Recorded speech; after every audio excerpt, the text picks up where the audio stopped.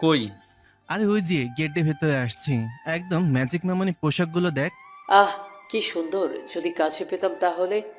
এইটুকু বলার সাথেই মেয়েটা আশিকের সামনে চলে এসেছে। কাছে পেলে কি করতেন? সব কি বলে দিতে হয়? বেয়াদব, আপনাদের ঘরেই মা বোন নেই? থাকবে না কেন? আছে তো, কিন্তু বউ তো আর নেই। আজ কি প্রিন্সিপালের কাছে আপনার নামে বিচার দিব।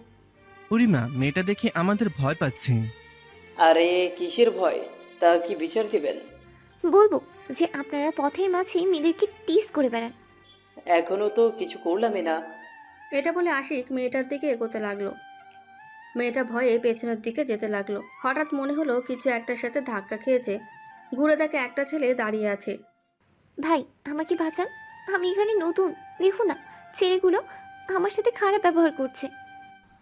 ওই, কি হয়েছে রে? সরি ভাই, ভুল হয়ে গেছে। এরপরে আর কখনো